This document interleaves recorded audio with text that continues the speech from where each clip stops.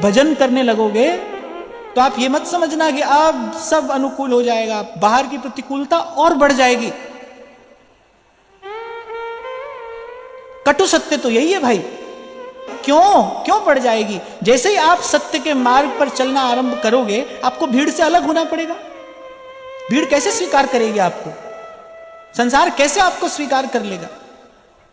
मुझे तो ऐसा लगता है कि कोई भी पहली बार दुकान से जाकर और मदिरा नहीं पीता, सिगरेट नहीं पीता, कोई भी नहीं पीता पहली बार। कोई ना कोई उसके हाथ में पकड़ाता है, कोई ना कोई उसको उस ओर धकेलता है, कोई ना कोई उस ओर प्रेरित करता है। संसार ऐसा ही है भाई,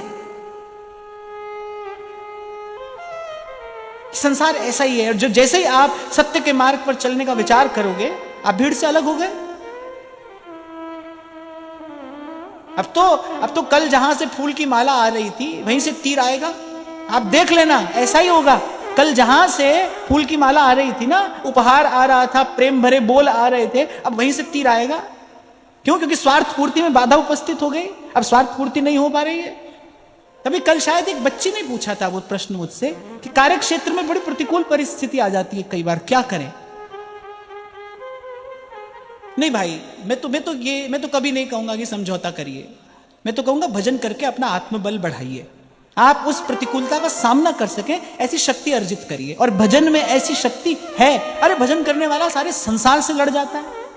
तो मैं तो आपको ये कहूंगा भाई, यहां नहीं कोई सुनेगा समझेगा आपकी बात। आप यहां किसी को सुनाना समझाना नहीं, तो आप चलना। आपको चलते देखकर कोई चल पड़े तो बात दूसरी है, पर आप चलना। यहां भाई समझने समझाने की बात नहीं है। संसार नहीं सुनता, संसार नहीं समझता। इसीलिए ये प्रलोभन लेकर इस मार्ग पर नहीं आना। प्रेमी केवल इतना ही तो चाहता है कि वो न कहे न सुने, वो इतना ही तो चाहता है। पर संसार ऐसा रहने नहीं देता। प्रेमी कुछ नहीं चाहता है भाई, वो तो एकांत में पड़े रहना चाहता है, कुंजन के कोने। पर संसार ऐसा होने नहीं देता। पहले से देख लो, ऋषि लोग तपस्या कर रहे हैं। अब ऋषि तपस्या क्यों कर रहे हैं भाई? भगवान का दर्शन करें। वहां इंद्र को चिंता होती है, कभी आंधी तूफान चलाता है, कभी अप्सराओं को भेजता है, जाने क्या क्या करता है। यहां भी ऐसा ही होता है। आप तो भजन कर रहे हो भाई, प्रभु से मिलना है।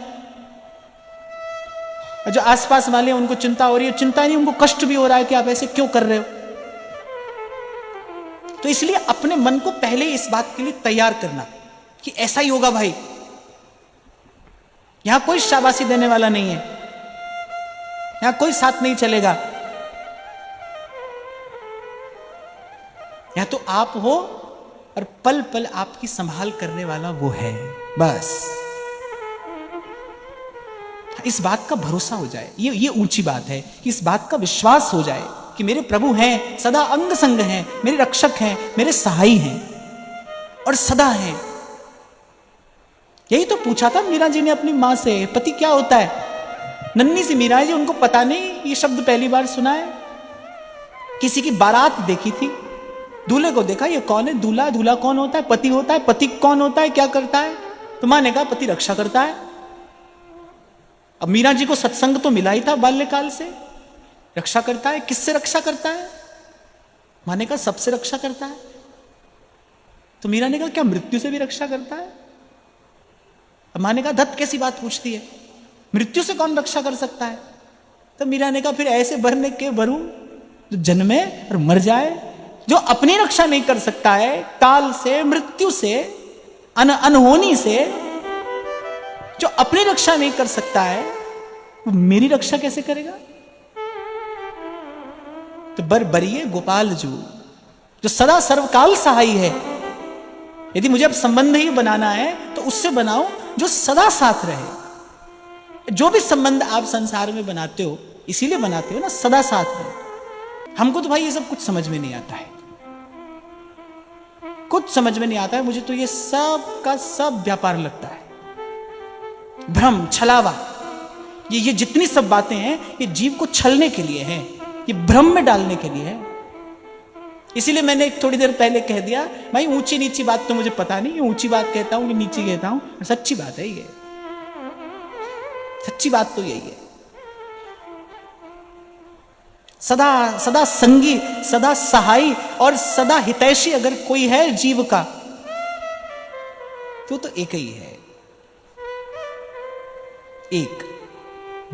थारी छवि प्यारी लागे राज राधावर महाराज, राधावर महाराज। परम पुरुष एक नंद नंदन है और सकल वृज नारी। पति तो वही है भाई।